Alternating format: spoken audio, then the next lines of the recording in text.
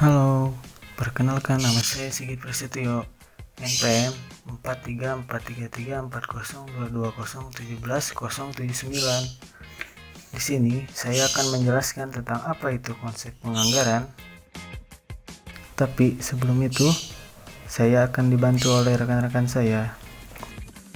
Yuk, kita kenalan dulu dengan mereka. Perkenalkan, nama saya Roni Santo dengan NPM 43433402207110096. Hai, saya Elsa Sri Rahayu, NPM 434340220171118. Halo, nama saya Muhammad Malik Abdul Aziz Rizky, NPM 434334020171053.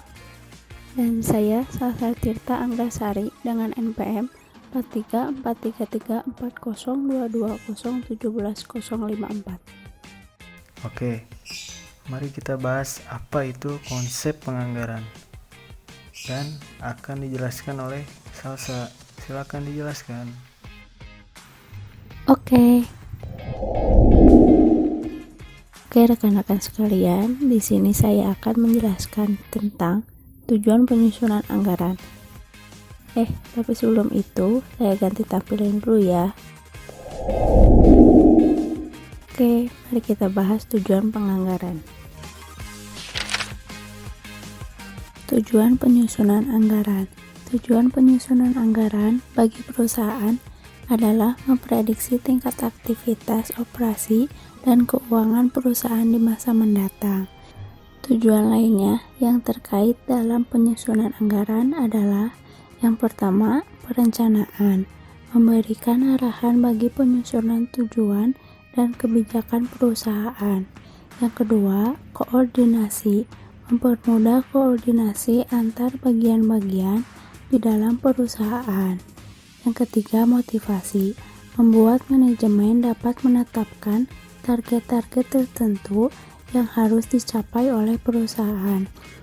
Dan yang keempat, pengendalian, memungkinkan manajemen untuk melakukan fungsi pengendalian atas aktivitas yang dilaksanakan di dalam perusahaan. Definisi anggaran. Menurut Hongren pada tahun 2000, anggaran adalah budget is the quantitative expression of a proposed plan of action by management for a future time period and is an aid to the coordination and implementation of the plan.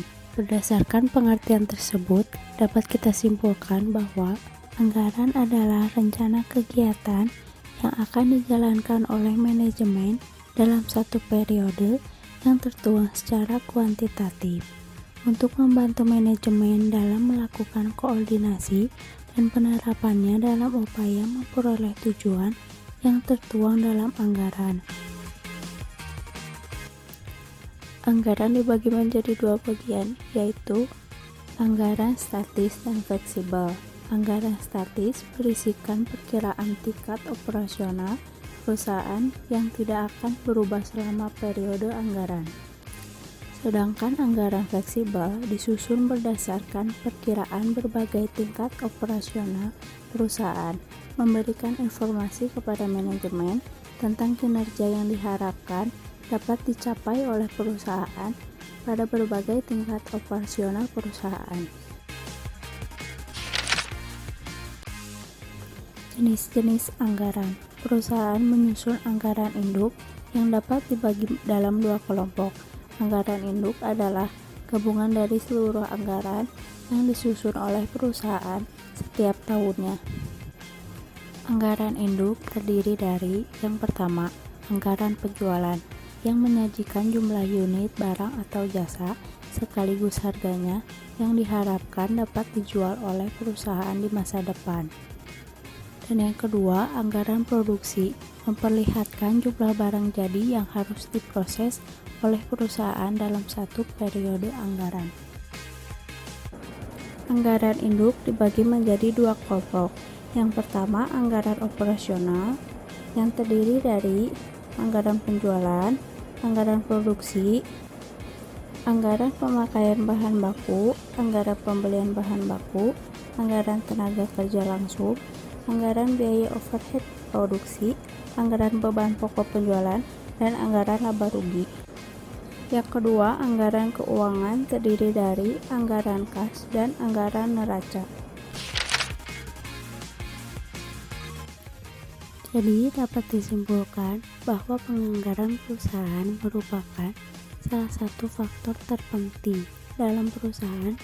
Dengan menggunakan konsep penganggaran, manajer perusahaan dapat menentukan dan memperkirakan biaya yang diperlukan dalam memproduksi sebuah produk maupun jasa yang diperlukan konsumen, serta mengurangi pengeluaran perusahaan sehingga tidak terjadinya kerugian dalam perusahaan. Sekian penjelasan tentang konsep penganggaran. Terima kasih penjelasannya Salsa. Loh, kamu siapa? Sigit. Oh, Terima kasih atas perhatiannya rekan-rekan. Semoga video ini dapat menambah wawasan kita tentang konsep penganggaran. Sampai jumpa.